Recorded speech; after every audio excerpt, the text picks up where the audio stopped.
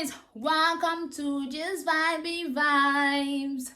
Welcome to our movie review. Dun, dun, dun, dun, dun, dun. Yes, so Uche. Okay, today the movie we want to review is called Seven. It's a Netflix movie. So if you watch it on Netflix, but if I find it on YouTube, the link will be on the description.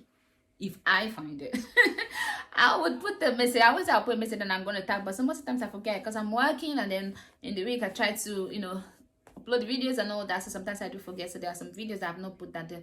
But every movie I've reviewed, there has always been a link for it. So every movie I say is a Netflix movie. If you watch anyone before and you thought okay the link was not there, check the description. The link is there.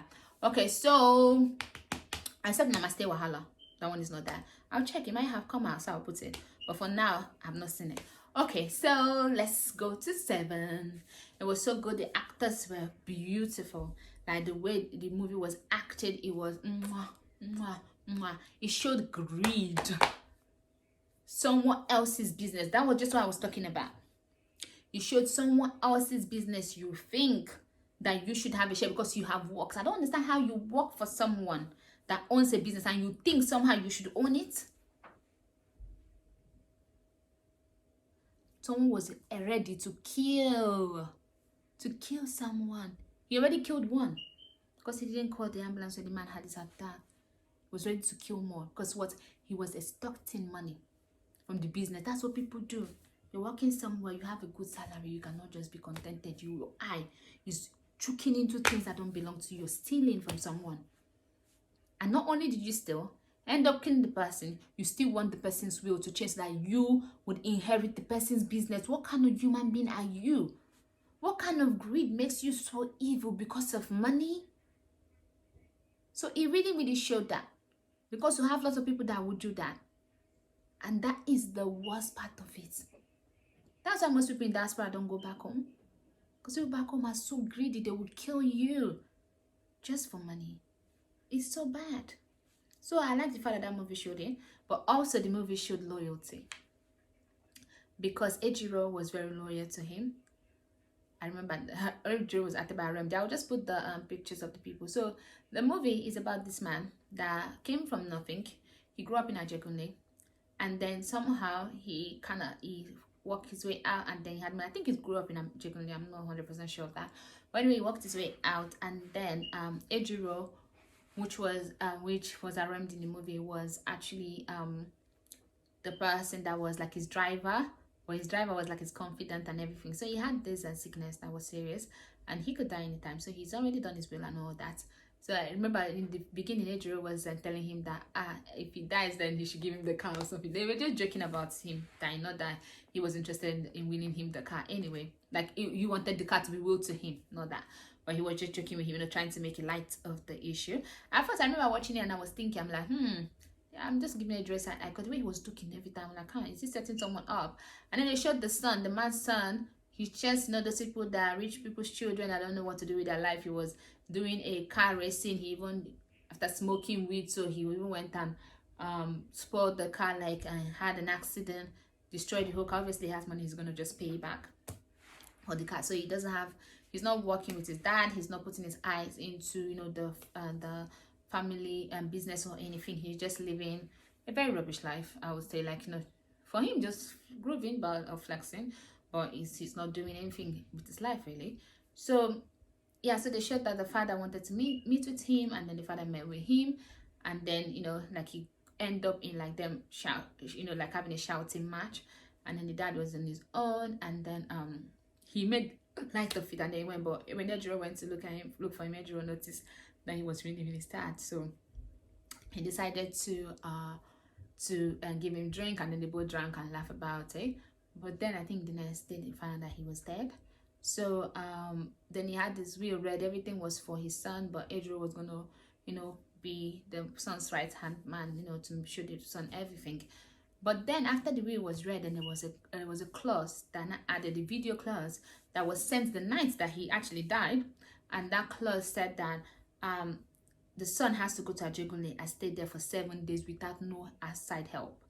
Like nobody from their circle or like outside will help him. So he has to travel from Abuja all the way to Ajegunle to live there for 7 days. Nobody to help him. So then he said he would never do that. So all his account and everything was frozen. And then but what happened was the man that wanted Ejiro, which was like the man that owned the business, right hand man, for him to be his driver. Like the way he talks, to say, I'm not your driver, it's like you're fired. So he fired him, he fired everybody that was working there that was loyal to the man. So then the son did not like it, so he wasn't like he's going to go. So then he met the lawyer. The lawyer took him to Ajegunle, and then he gave him some money, like a huge sum of money for him to maybe get a hotel room and all the stuff to stay. The Momo boy, that's one thing, you have to be street smart in this life. I'm telling you, I'm like, maybe now my children, somehow I don't know how I'm gonna, maybe they might have to just go to Port Harcourt sometimes to just go and chillax so that they can see things that are happening, so that they can be street smart. I don't want to have children that are not street smart though, because street smart is like everything. The Momo boy does not know that he's supposed to put the money in the bag. He has a bunch of money in his hand like that, and was just walking.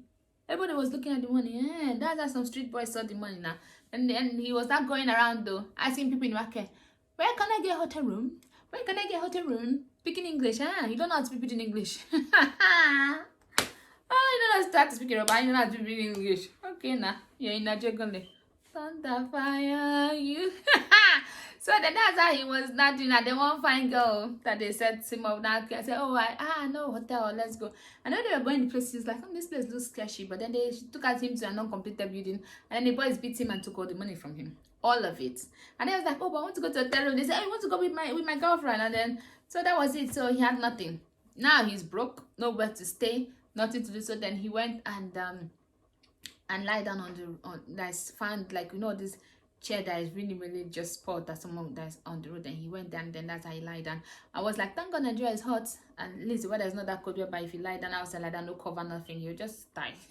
If it was somewhere that is cold. So anyway, so he lied down there, and then he saw this little girl, and then he asked the little girl if he can have her drink. The father was talking, and then the girl came to him and said, drink only small. It was something like Fanta. And then he had a little bit, but then he drank almost all of it. The girl had to force it to get it out from him, and he didn't even say sorry. He didn't even take small. He was greedy in that instant. I was looking at him like, you could have taken small and said, can I have more? And then she would still give you, because the girl had a good heart. But no, he wanted to finish the drink. I know he was thirsty and parched and all that, but still. So the girl now took the drink, and then the girl now told the father that he took her drink. So the father went and beat him. Then now he was now walking, and then he saw this woman in the restaurant. And then some little boys, they went there to eat, and then they ran away, and she said, let them go, because she knew that they're little boys, right? And this boy now thought, he can go. So me to go and tell him that, I don't have money and I don't have food. No, beg the man so that she can give him food to eat. No, he now told the man to give him food. Put this, put that. And then the woman put in the food. But the reason why they know that he didn't have money, he didn't even wash his hand. He just ate because he was so hungry. And then they're like, money first. He's like, can I not pay after? They say money first. He carried the food and ran away. As he ran, and the woman take her wrapper, do like this, tie the wrapper properly. See running now. He's there running. The woman chasing, the woman caught it, the woman put it and beats him. So now he's injured. And no, he actually tasted some food. So even the beats, at least I'm sure he was happy that he had some food to eat. I know that then he was not going, and then he saw some boys, but then they were smoking, and then they said, police is coming. Okay, then they decided to leave the place. Him now not being street smart, now he don't know that if guys hanging out somewhere and then they are running away, you need to leave that place. Him now went and saw weed that they threw on the ground. He went and picked the weed, and as he just took a puff, police car has arrived. That's how they carried him. So the car now, they took him to police station, and that's how the boys in his police and jail cell were just beating him too. So then while he was there, he now saw I think they were trying to release someone. Then the person saw him. He was Ejiro's son. Ejiro now lives in Ajegunle. So since he was fired, he's gone back home. So then was Ejiro's son. So that one was not talking to him. And then when Ejiro came to get the son, because he knows the police people and all that, so he came to get the son I said, I saw. So they say, you saw him there? Say yes. Are you sure you're not joking me? You now asked the woman, the policeman, is there someone like that? They said yes. So he now went and got both of them. So that's how he now stayed in Ejiro's house, and things were going well. Now this boy, now that was like the 4th day. Now this guy now saw now wanted to come and take the final signing over of the company to him. So he went to Lila and said, no, you have to wait. Like, why do I have to wait? It's like, and the guy has actually gone. I've forgotten his name, to be honest. In the movie, the man's son, he's gone to his near Ajegunle. He's like, why did you not tell me? He's like, do I need to tell you? I say, oh, he's not going to survive. He said, I thought he was not going to survive, but he's seen Ejiro because they have people around. He's someone of people that they are watching everything. He's like, yeah, but they say no external help. Say Ejiro is not external anymore because you fired him, so he's gone back. So he's part of Ajebule, so he can help him. So that was how this guy now went and hired people to kill the boy. The guy now that this guy has hired to, for him to get the guy killed, well, used to be Ejiro's and second in command, like he was his boy. So that one now came to Ejiro and say, you have something that I want, so just give it to me. Ejiro was like, is there something in my house that you really want? Because say when you want something that you can take, then you can come and take, but that one you cannot. He told the son to stay inside, but that one, since his bomb is scratching him, he did not stay inside. You know, children said, don't listen. Stay inside. He came out. So that one saw him and said, oh, is that need to this? He said, yes. That's how they kidnap him. So they say he has to exchange the boy for this. So it was really, really a good movie. Trust me, it's really, really a must watch. So please watch it if you have a Netflix. And if you don't have Netflix, if the link is there, then you're going to see on the description. So please don't forget to like, share, and subscribe. I'll see you some other time. Bye-bye.